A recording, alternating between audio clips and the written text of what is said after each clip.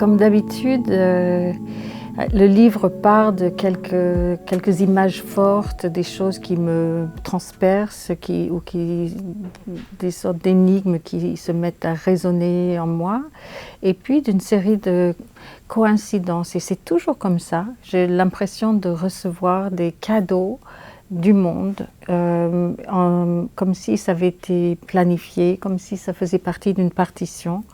Et en l'occurrence, ça veut dire la demande d'un chorégraphe burkinabé, que je danse avec lui, que je participe à un spectacle sur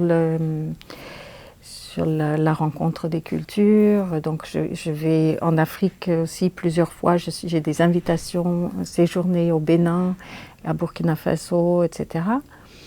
Et je reçois aussi de très beaux livres sur ces thèmes, et je m'embarque en fait dans une éducation. C'est ça que j'adore dans mon métier en fait, c'est que je n'arrête pas de refaire mon éducation, de retourner à l'école, de retourner à la bibliothèque et de me renseigner, de me nourrir de tout un nouveau corpus, en l'occurrence donc ce corpus très peu enseigné aux États-Unis. Moi j'ai fait mon lycée aux États-Unis, donc je peux dire que jamais on ne m'a enseigné de façon un tant soit peu complète l'histoire de l'esclavage.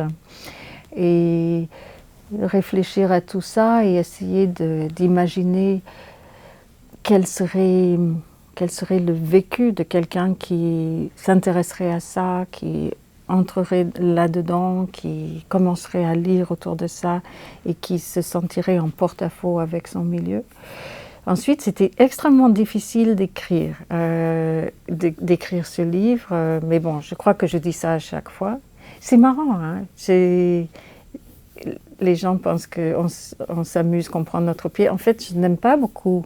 Si je suis en train de bien écrire, c'est presque garanti que je ne me sens pas très bien. Je ne me sens pas très bien parce que je ne me sens jamais à la hauteur de ce qui veut passer à travers moi. C'est même pas ce que moi j'ai envie d'exprimer, ce serait déjà bien. Mais c'est comme si quelque chose tenait à passer par moi, et comme si je me sentais pas digne ou pas capable, et donc très peu sûre de moi dans les premiers mois du travail.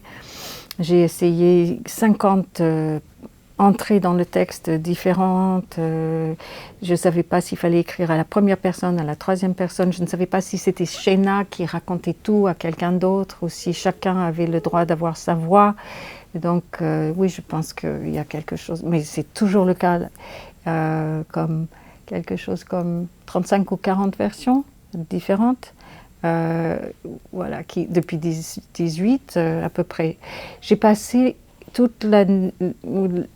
les 8 derniers mois de 18 à lire et à prendre des notes.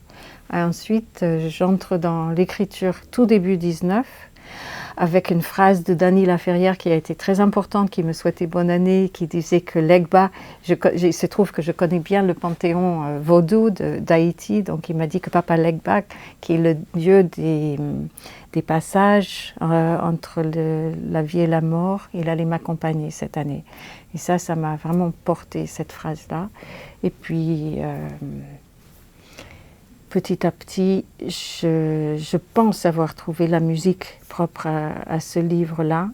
Et c'est avec beaucoup de reconnaissance, voilà, pour les amis qui m'ont entourée, parlé, porté à travers ces mois de travail.